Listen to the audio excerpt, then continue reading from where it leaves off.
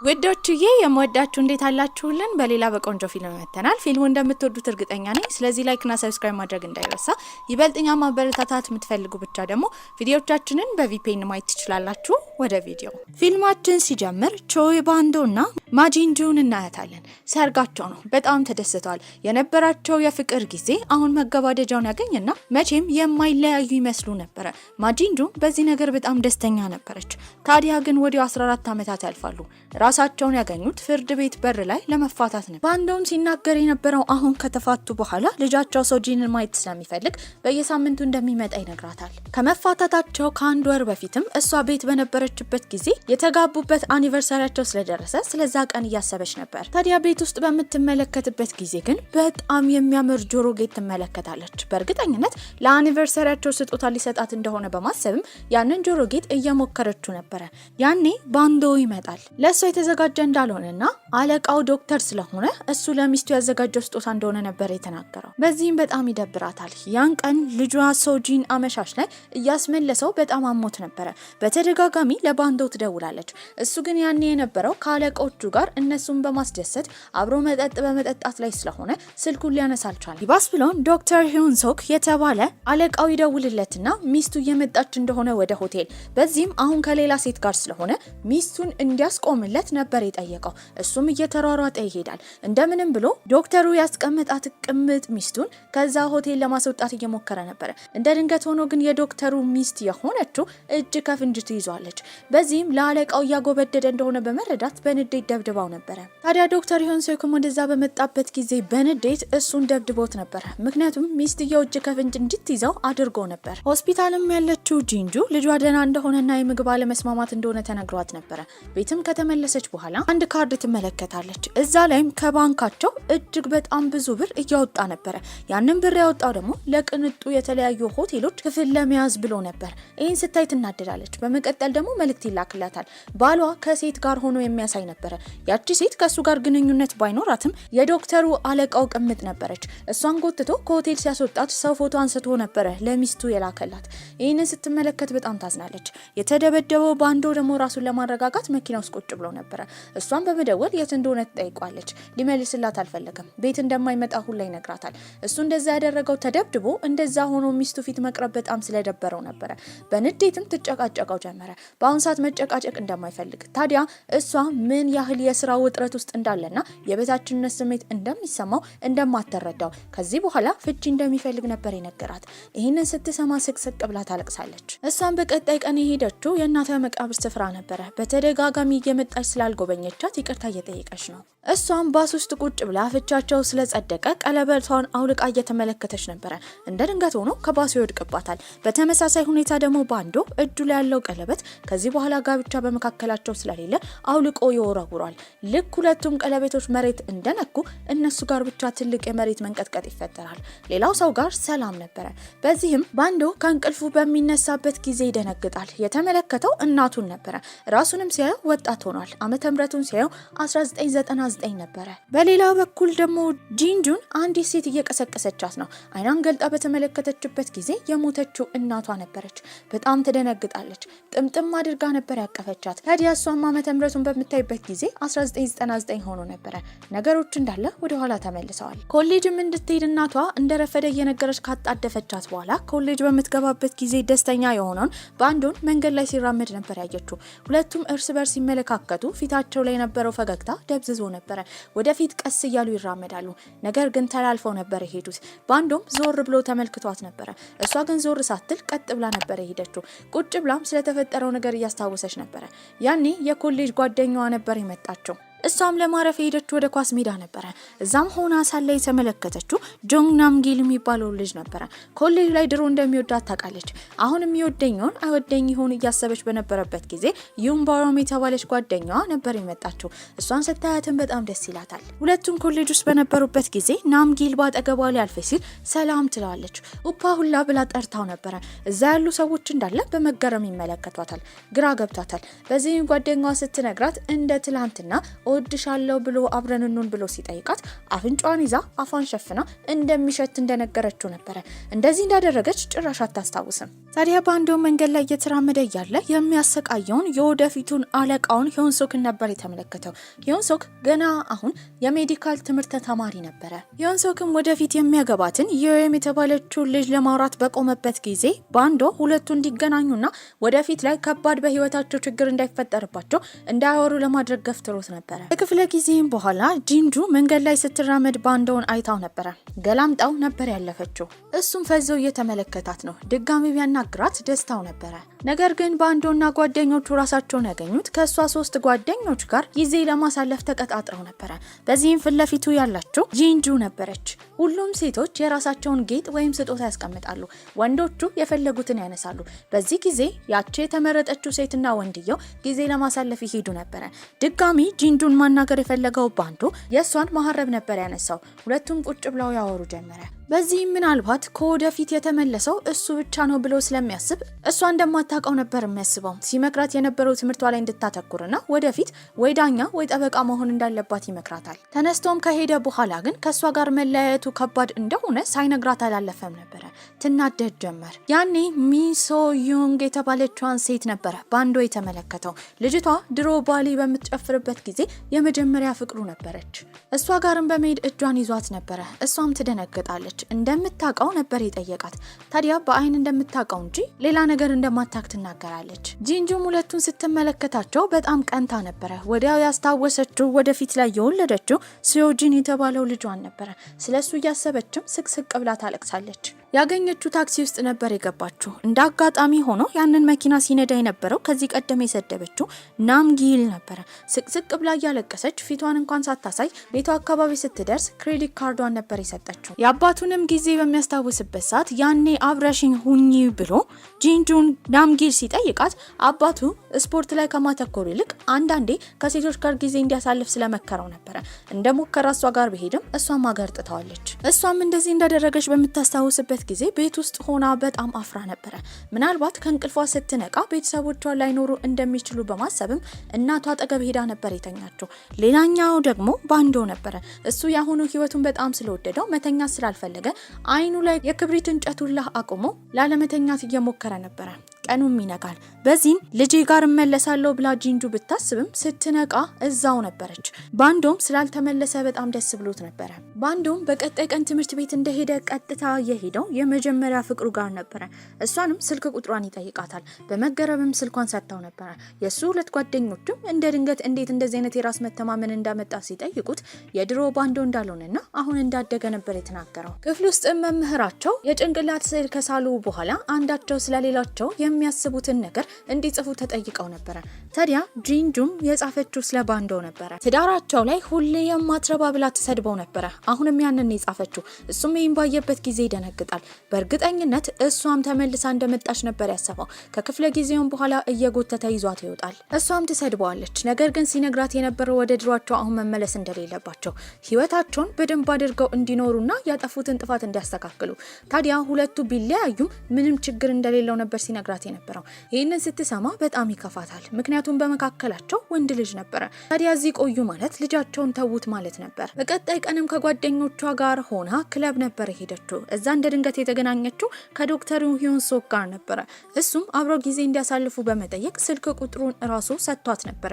እንዳጋጣሚ ሆኖ እሷ ለመዝናናት እዛ ብትሄድም ከጓደኞቹ ጋር ባንዶ መጥተው ነበር። ታዲያ ከወንዶች ጋር እንደመጣች በተረዳበት ጊዜ በጣም ተናዷል። እየጨፈረች እያለ ከማን ጋር እንደሆነች እየጠየቃት ነበረ።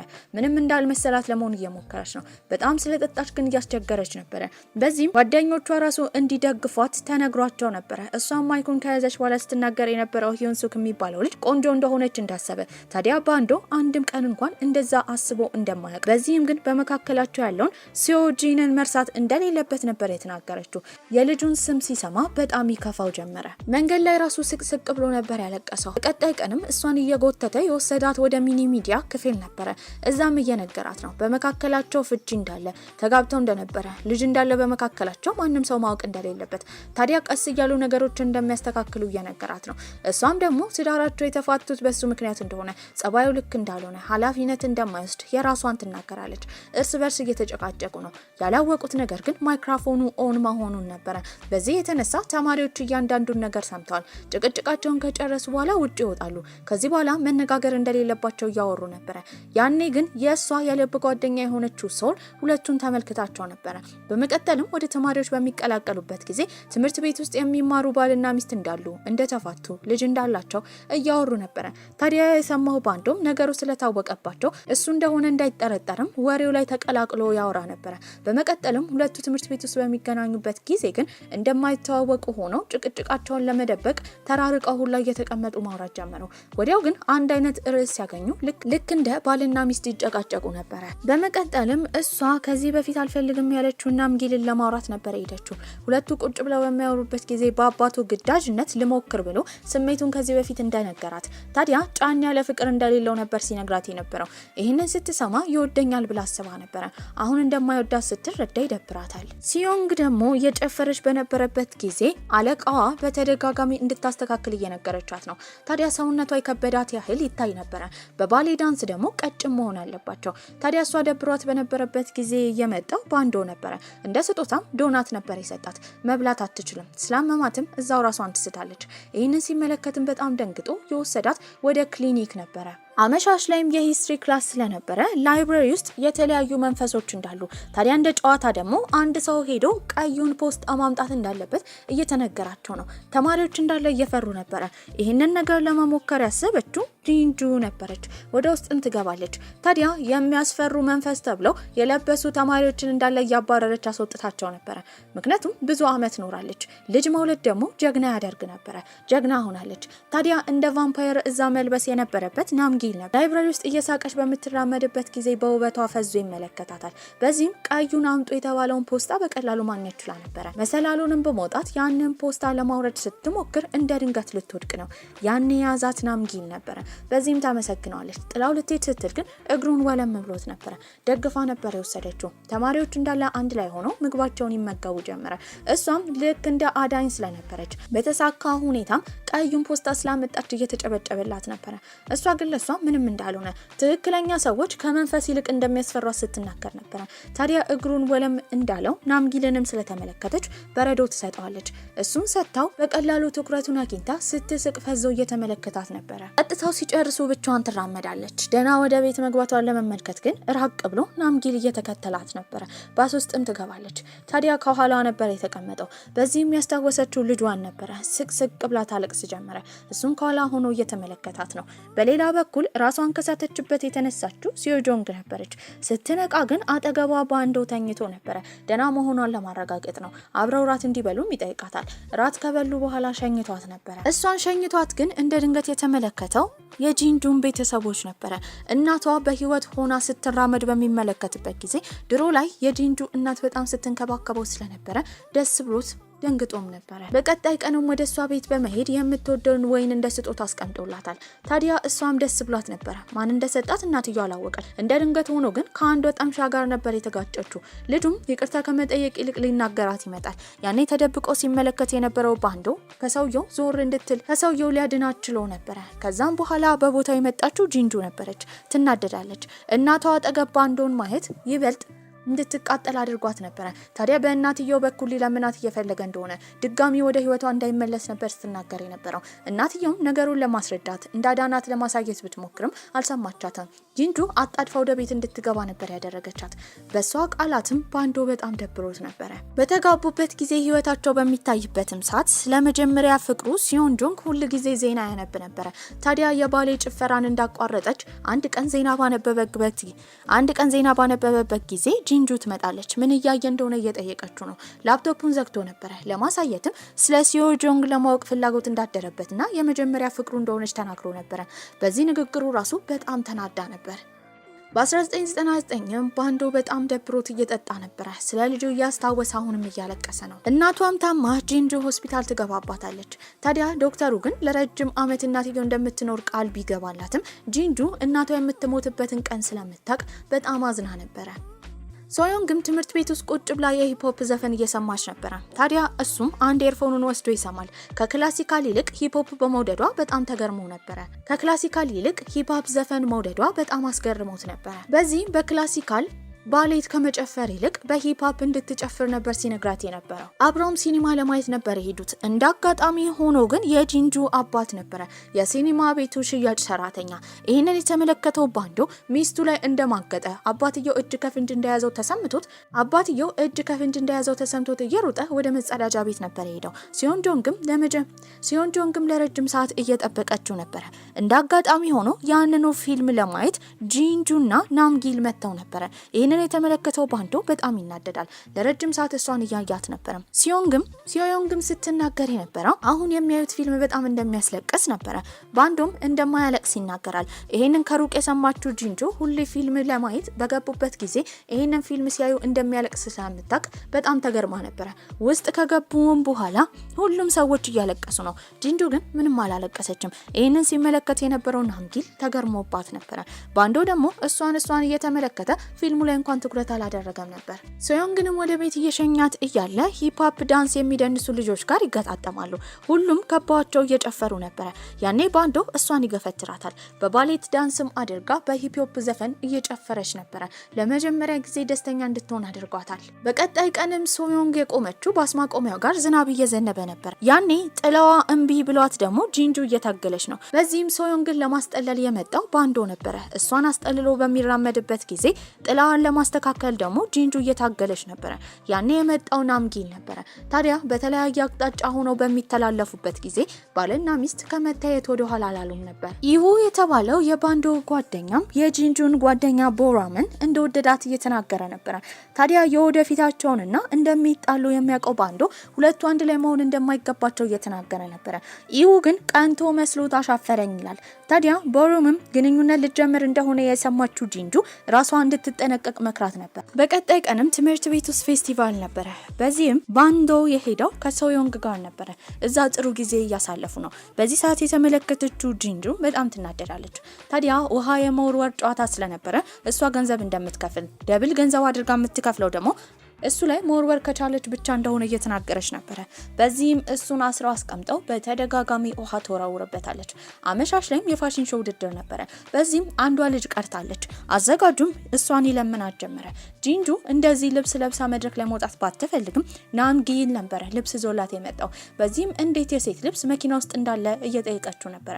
እሱም ለሷ ብሎ አስበው የገዛው ቢሆንም አስቀይሶ ግን የእህቱ እንደሆነ ነግሯት ነበረ።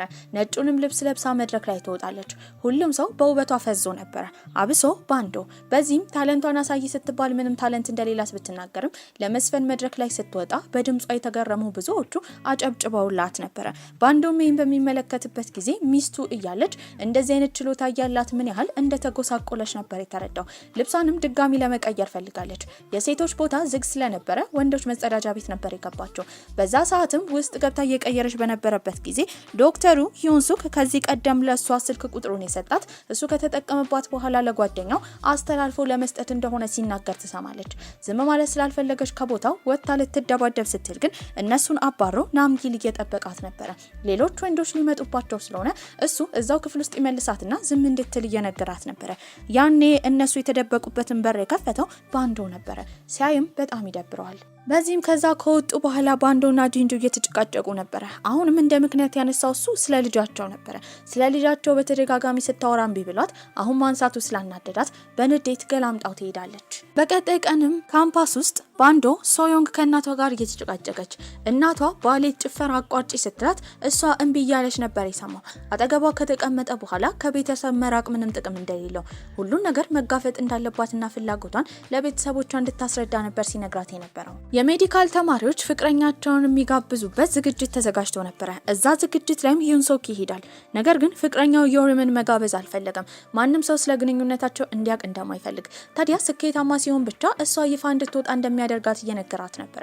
ይሄንን ያለው በጣም ስላፈረባት ነው። እሷም ትስማማለች። ባንዶና ጂንጁም ከተገናኙ በኋላ ዮንሶክ በተደጋጋሚ ሴቶች ጋር እንደሚሄድ ይሄንን ከወደፊቱ ባንዶ እንደተመለከተ፣ ታዲያ አሁን ላይ ግን ጂንጁ ሊቀጡት እንደሚገቡ መጸዳጃ ቤት በነበረችበት ጊዜ ስለሷ መጥፎ ነገር ሲያወራ ስለነበር እንደምትበቀለውና ባንዶ እንዲያግዛት ነበር የጠየቀችው። እሱም ለሷ ሲል ይስማማል።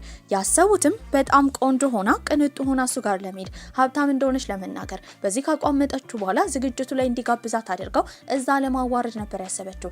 በዚህም ዝግጅቱ ላይ ይጋብዛታል። ይዟት ከሄደ በኋላ ግን ወደ አንድ ጸጥታ ቦታ ነበር የወሰዳት። በዚህም ይጮህባት ጀመረ። ደሃ እንደሆነች የሌላ ማንነቷን እንደፈጠረች እየተናገረ ነበረ። በዛ ሰዓት ግን 3 ሌላ ሴቶች ይመጣሉ። እነሱም እንዳታለላቸው እየተናገሩ ነበረ። እነሱን ወደዛ ይዟቸው የመጣው ባንዶ ነበረ። በዚህም ጭቅጭቅ ሲነሳ ዩንሶክን እዛ ከገፈተሩት በኋላ ወርወራው ሴቶቹ ይጮሁበት ጀመረ። እንደዚህ እንዳላደረገ ለመናገር ቢሞክርም ባንዶ የእሱን ፍቅረኛው ዩሪምን ይዞ ወደ ዝግጅቱ ስለመጣ እውነቱ ተጋልጦበት ነበረ። ዩሪምም ስቅስቅ ብላ ታለቅሳለች። ባንዶንም ሊመታው ዩንሶክ ተዘጋጅቶ ነበረ። ያኔ ጂንጁ ነበረች ከኋላ መታ የመታቸው። በዚህም መሬት ላይ ይዘረራል። ታዲያ ዩሪምም ጂንጁን እያመሰገነቻት ነበረ። ባልና ሚስትን ቁጭ ብለው ከልጃቸው ጋር ጥሩ ጊዜ ወዳሳለፉበት ቦታ በመሄድ የድሮውን እያስታወሱ ነበረ። ታዲያ ኢዎም ቦሩምን በጣም ቢወዳትም ከዚህ ቀደም እሱ ርካሽ ነው ብላ ስታወራ ስለሰማ ከፍቶት ነበረ። ነገር ግን ከወንድ ጋር ያያታል። ሄዶም ፍቅረኛዋ እንደሆነ በመናገር ለመጋፈጥ ቢያስብም እዛ የነበረው ኮስታራ ወንድሟ ነበረ። ከኋላ የነበሩትም ወንድሞቿ በዚህ ነገር አልተስማሙም። ከሷ ጋርም ቁጭ ብሎ ለማውራት ተገዶ ነበረ። በዚህም ለኢው ስትነግረው የነበረው እሷ የምትወደው የሚንከባከባት የሚወዳት አይነት ሰው እንደሆነ፣ ታዲያ ኢውም እንደዛ እንደሆነ ነበር ስትናገር ነበር። ታዲያ ጂንጁም ሀገር ሰላም ብላ ወደ ቤት ስትመለስ የተዋረደው ዩንሶክ አሁን የሚያጣው ምንም ነገር ስለሌለ ሊያስወግዳት ሁላ እንደሚችል እየተናገረ ነው። ፈርታ በነበረበት ጊዜ ሊያድናት የመጣው ናምጊል ነበረ። ከሱም ካዳናት በኋላ ታመሰግነዋለች። እዚህ ምን ሊሰራ እንደመጣ እየጠየቀችው ነበረ። ዋና ሀሳቡ እሷን ማግኘት ነበረ። ነገር ግን ይህን ሊነግራት አልፈለገም። ደስ እንደምትለው ቢነግራትም ውስጧ ግን የእናትነት ባህሪ ስላለ አንድ ቀን ልታስቀይመው እንደምትችል አስባ ነበረ። በቀጣይ ቀንም ሶዮንግና ባንዶ ከተገናኙ በኋላ ከቤት ጠፍታ ለመሄድ እንዳሰበች እየነገረችው ነበረ። እሱ ግን ወደ ቤት እንድትመለስ ነበር ሲመክራት የነበረው። በዚህ መንገድ ላይ እየተራመዱ እያለ አባቷ እየሮጠ ይመጣል። እሷም ቢብትልም ባንዶ ግን እንድትሄድ ምልክት ሰጥቷት ነበረ። ኢውም ከቦሩም ወንድሞች ጋር ቁጭ ብለው እያወራ ነበረ። በዚህም እንደሚወዳት ይናገራል። ሌላኛዋ ደግሞ በቀጣይ ቀን ሶል ነበረች። ወደ ትምህርት ቤት እንደማትመጣ ተናግራ ነበረ። ከዛ ጊዜ በኋላ ትጠፋለች። ጓደኞቿና ጂንጁ ቢፈልጓት አጥተዋት ነበረ። ከባድ ጭንቀት ውስጥ ይገባሉ። ታዲያ ለባንዶና ለጂንጁ ስጦታ ሁላ ሰርታላቸው ነበር የጠፋችው። ጂንጁንም ለማግኘት አመሻሽ ላይ ባንዶ ቢሄድም በር ላይ ያገኘችው የሷ እናት ነበረች። ታዲያ እሱንም ትጠይቀዋለች። ስሙ ሲዮጂን እንደሆነ ሁሉ ጊዜ ሲዮጂንን ስም እየጠራች በተደጋጋሚ ልጇ እንደምታለቅስ ነበር የተናገረችው። ይህንን ያለችው እናትየው እሷ የምታለቅሰው በልጇ ምክንያት እንደሆነ ስላላወቀች ነበረ። ሌላኛው የባንዶ ጓደኛ ደግሞ ዳኪ ነበረ። ከአባቱ ገንዘብ ለመስረቅ ሬስቶራንት ውስጥ በሄደበት ጊዜ አባቱ እጅ ከፍንጅ ይዟል። በዚህም ሲያባርረው እንደ ድንገት ለመደበቅ በገባበት ቦታ ያገኛች ሶልን ነበረ።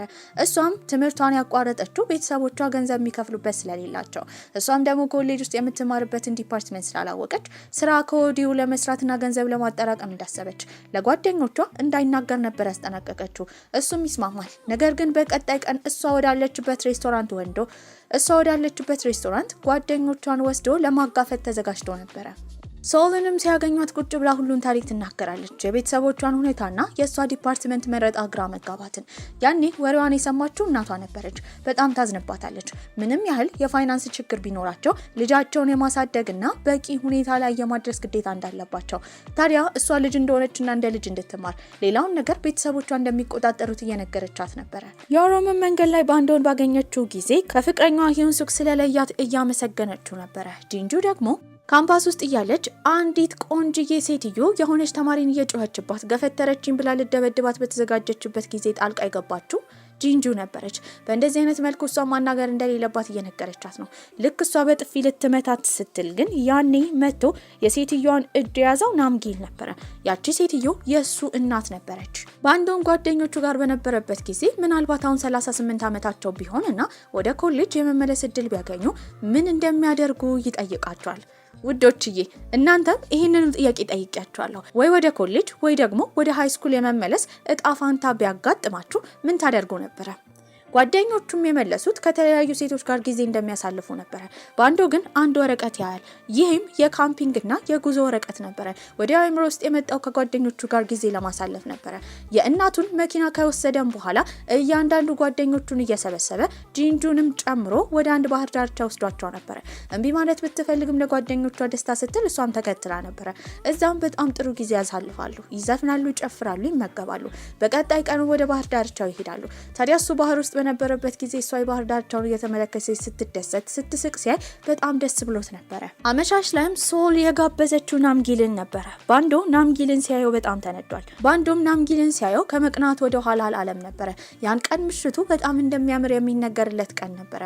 ወደ ቦታውም ወክ እያደረጉ የሄዱት ናምጊልና ጂንጁ ነበሩ። አብረው ጥሩ ጊዜ እያሳለፉ እንደሆነ ከሩቅ ሆኖ በቅናት እየተመለከታቸው ነበር። ቤትም ከተመለሰች በኋላ ጂንጁ ከታናሽ እህቷ ጋር እያወራች ነው። አሁን እናታቸው ማክበር እንዳለባቸው እናታቸው የሆነ ነገር ብትሆን እንደሚጎዱ እየነገረቻት ነበር።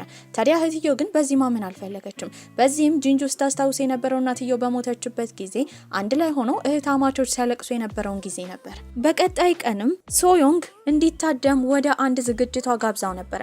እዛ ግን መሄድ አልፈለገም። መንገድ ላይ እየተራመደ በነበረበትም ጊዜ የመጣችው ዮሪም ነበረች። ጂንጁ ደህና እንደሆነች ትጠይቋለች። እንደ ትላንትና ሂዮንሶክ ጥቃት እንዳደረሰባት በሰማበት ጊዜ እየሮጠ ሄደው ወደሚማሩበት ክፍል ነበር። እዛም ሄዶ ሂዮንሶክን ይደበድበዋል። ሲያስታውስ የነበረው ካደጉ በኋላ ራሱ የሚያሰቃየውን ጊዜ ነበር። ቀጥታም እሷ ጋር በመሄድ የምትወደውን ወይን ነበር ይዞላት የመጣው። ሲነግራት የነበረው ነገሮች የተስተካከሉ ቢመስሉም ልክ እንደ ድሮ እየተበላሸ እንደሆነ ነበር። ድሮ ስራ ላይ የሚያጋጥመውን የከፋውን ነገር እንዳለ ያሳያታል። ድሮ ስራ ላይ ያጋጠመውን የከፋውን ነገር እንዳለ ይነግራታል። የሆነ ጊዜ ላይ ወደ ቤት እንዲመጣ ነግራው አንድ ተማሪዎች ሲያገሉት በተመለከተ ጊዜ እዛ ድብድብ ውስጥ አልቃ በመግባትና ወደ ፖሊስ ጣቢያ በመወሰድ እሷም ዋስ ሆና ባሏን ለመውሰድ ስትመጣ በጣም አዝና ነበረ።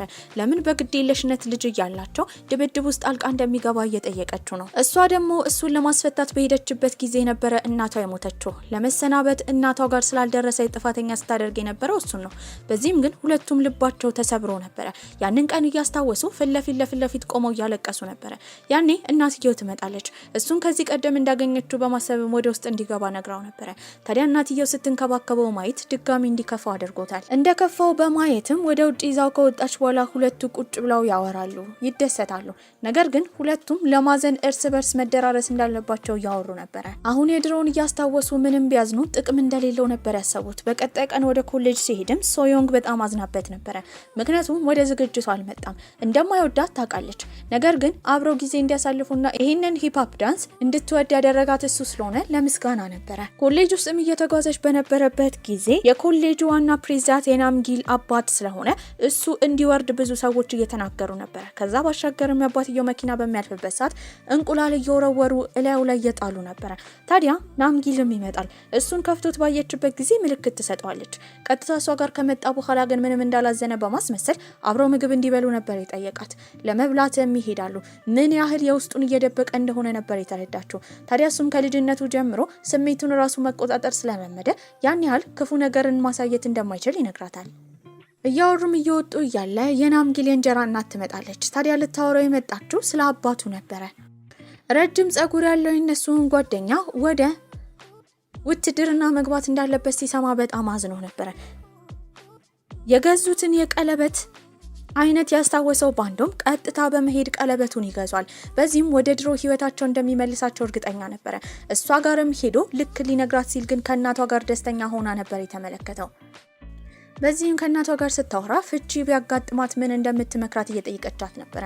እናትየውም ከምትፋታው ወንድ ጋር እንድትጋባ ከመጀመሪያው እንደማትፈቅድላት። ታዲያ ናምጊል ጓደኛዋ ራሱ እንደዚህ አይነት ስሜትን የመግለጽ ችግር ውስጥ የገባው ቤተሰቦቹ ስለተፋቱና አባቱ ሌላ ስላገባ እንደሆነ የስሜት መራራቅ እንደሚፈጠር እሷም እንደዚህ አይነት ነገር ውስጥ እንዳትገባ ነበር ስትመክራት የነበረው። እናትና ልጅ እየሄዱ እያለ ግን አንድ አለቃ ታዛዡን እየደበደበ ይመለከታሉ። ታዲያ የሚፈጸምበት ነገር ፍታዊ እንዳልሆነ ልጁ እየተናገረ ነው። ይሄንን ስታይ ያስታወሰችው ባሏ ባንዶን ነበረ። እንፋታ ያላት ቀን ስራ ላይ ፍታዊ ነገር እንደማያጋጥመው ተናግሮ ነበረ።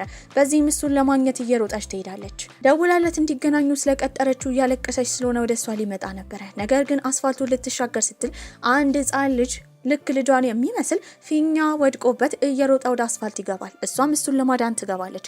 ልክ በመኪና ልትገጭ ስትል በቦታው የመጣው ባንዶ ነበረ። ሁለቱን ገፍትሮ እሱ መኪና ይገጫል። መሬት ላይ ሲዘረርም እያለቀሰች ለመጀመሪያ ጊዜ ከብዙ ጊዜያቶች በኋላ ማሬ እያለች እየጠራችው ነበረ። ወደ ሆስፒታልም ይወሰዳል። የሷን መደናገጥ ሁኔታዋን የተመለከተው ናምጊል በእርግጠኝነት ባንዶን እንደምትወደው አስተውሎ ነበረ። ከዛ ጊዜ በኋላ በተደጋጋሚ ወደ ሆስፒታል እየተመላለሰች እሱን ለማየት ፍቃድ እንዲፈቅዱላት ዶክተሮቹን ብትጠይቅም የእሱ ቤተሰቦች የሆኑ ሰዎች ብቻ እሱን መጥተው መጎብኘት እንደሚችሉ ነበር የተነገራት። ያኔ የእሱ እናት ትመጣለች። ታዲያ እናትየው ፍቅረኛው ናት ብላ በማሰብ ውጭ ቁጭ ብለው በሚያወሩበት ጊዜ ልክ እሷ መጎብኘት እንድትችል እንደምታመቻችላትና ልክ ሲመቻች እንደምትደውልላት ነበር ስትነግራት የነበረው። ይህንን ስትሰማ ከድሮ ጀምሮ የባሏ እናት እንደምትንከባከባት በማስታወስ ታመሰግናታለች። ሴትዮዋ ልትሄድ ስትሉላ ከጀርባ አቅፋት ነበረ። በቀጣይ ጊዜም እሱን የማየት እድል ማግኘት ችላለች። ታዲያ አጠገቡ ቁጭ ብላ እያወሩ እያለ በመካከላቸው ምን ያህል ነገር እንደተፈጠረ ተመልክቷል። ታዲያ ግን እሱ ወደ ኋላ መመለስ አልፈለገም። ካልተመለሰ ደግሞ ልጃቸውን አያገኙም። ይሄ ነገር በመካከላቸው አለመተማመንና ድጋሚ ሀዘንን መፍጠር ችሎ ነበረ። እሱ ሆስፒታል አልጋ ላይ በነበረበት ጊዜ ዶክተሯ መታ የሰጠችው የገዛውን ቀለበት ነበር። ናምጊልም በጣም ከፍቶት እሷን ለማውራት ይመጣል። በዚህ መጮቻ ስፍራ ላይ ሆነው እያወሩ ነበረ። ታዲያ ስለ እናቱ ይነግራታል። እናቱ በልጅነቱ ጥላው እንደሄደችና አሁን ከሷ ጋር መቀራረብ እንደከበደው፣ በዚህም የእናትነትን ምንነት የምታውቀው ጂንጁ ስትናገር የነበረው ምናልባት እናቱ ምክንያት ሊኖራት እንደሚችል፣ ታዲያ ቀርቦ መረዳት እንዳለበትና ምንም ቢሆን እናቱ እንደሆነች እየነገረችው ነበረ። አውርተው ከጨረሱ ካረጋጋችሁ በኋላ ወደ ቤት ሊሸኛት ቢፈልግም እዚህ መጮቻ ስፍራ ትንሽ መቆየት እንደምትፈልግ ትናገራለች። በመቀጠልም እናቷ ጋር ነበር ሄደችው። እናቷ እግር ላይ ሆና ባዘነችበትም ጊዜ እናትየው የነገረቻት ልጇን ሄዳ እንድትፈልግ ነበረ። ይሄ ነገር ያስደነግጣታል። ስለ ልጇ ለእናትየው ምንም አልተናገረችም። ነገር ግን እሷ ክፍል ገብታ ባነበበችው ነገር እናትየው እንዴት ይሄ ነገር እንደተፈጠረ ባታቅም ሲዮጂን ስለተባለው ልጇ እንዳወቀች፣ ታዲያ መቼም ቢሆን ከልጇ ጎን እንድትቆይና ሄዳ ልጇን እንድትፈልግ ነበር የመከረቻት። ናምጊልም የሱ እንደማትሆን አምኖ ተቀብሎ ነበረ። እንጀራ እናትየው ግን ስለ አባትየውና ከካምፓስ ስልጣን መውረዱን እየነገረችው ነበረ። በመቀጠልም እንደምትወደው ለማሳየት ልክ እንደ እናት እንዲቀበላት ለማድረግም የሰራችውን ሩዝ ትሰጠዋለች። ኢዩና ቦረምም አንድ ላይ ቺር ሊደር ስለሆኑ ተቀራርበው ፕሮግራማቸውን አቅርበው ነበረ። ታዲያ ረጅም ጸጉር ያለው ጓደኛቸውም ጸጉሩን ተቆርጦ ወደ ውትድርና ለመሄድ ተዘጋጅቶ ነበረ። ባልና ሚስትን ቁጭ ብለው በሚያወሩበት ጊዜ ወደፊት ኢዩና ቦረም ለምን እንደሚለያዩ ስለ ጓደኞቻቸው እያወሩ እያለ መውለድ ስለማይችሉ እንደሆነ፣ ነገር ግን አሁን እነሱ አንድ ላይ እንዲሆኑ ሁለቱንም ማገናኝታ እንዳማከረቻቸው ጂንጁ ትናገራለች። በመቀጠልም የገዛውን ቀለበት ያደርጉታል። ያኔ የተወረወረውን ቀለበት አሁን ሲያደርጉ ወደ ድሮ ይመለሳሉ። ልክ ከእንቅልፏ ስትነሳ ልጇን ሲዮጂንን ባየችበት ጊዜ ደስ ብሏት ታቅፈዋለች። እየሮጠን ባንዶ የመጣው ልጁን ለማየት ነበረ። መልሰው ደስተኛ ቤተሰብ ይሆናሉ። ኢዩና ቦሩምም ከኮሌጅ በኋላ ተለያይተው ነበረ። ታዲያ ኢዩ በተደጋጋሚ ሴቶችን ፍቅረኛ ለማድረግ ቢሞክርም አልቻለም ነበረ። አንድ ቀን ላይ አንገቷ አካባቢ ስላለው ስጋ የሆነች ሴት ከወንድ ጋር እየተጨቃጨቀች እየጮኸችበት ነበረ። ልጅቷ ስትዞር ቦሩም ነበረች። ኢዩና ቦሩም ድጋሚ እጣፋን ታገናኝታቸው ነበረ። በሂዮንሶክ የተገፋችው ዩሪምም አዲስ ባል ማግኘት ችላ ነበረ። ይህንን የተመለከተው ሂዮንሶክ ልቡ ይሰበራል። ጂንጁና ባንዶም አንድ ላይ ሆነው ልጃቸውን ይዘው መንገድ ላይ ወክ እያደረጉ እያለ የተመለከተችው ናምጊልን ነበረ። እሱም ልጁን ይዞ ጃኬቱን እያስተካከለለት ነው። ሁለቱም ደስተኛ ህይወት እየኖሩ እንደሆነ ተመልክታለች። ታዲያ ዞራ ከባሏና ከልጇ ጋር እያሳለፈች እየተራመደች እያለ ዞር ብሎ የተመለከታት ናምጊል ነበረ። እሱም ህይወቱን ቀጥሏል። ታዲያ ለራሳቸው ቀለበት ለመግዛት እነ ባንዶ በሄዱበት ጊዜ ሴትዮዋ ስትናገር የነበረው ይህንን አስማታዊ ቀለበት የሚያደርግ ሰው ለዘላለም ከሚወደው ሰው ጋር እንደሚኖርና ምኞት እንደሚሳካ ስለነገረቻቸው እጅ ለእጅ ተያይዘው መቼም ላለመለየት ቃል ይገባሉ። ያኔ ያደረጉት ቀለበት ብልጭ ይላል። በዚህ ቆንጆ አስተላለቀ ፊልማችን እዚህ ላይ አብቅቷል። ደህና ቆዩልኝ።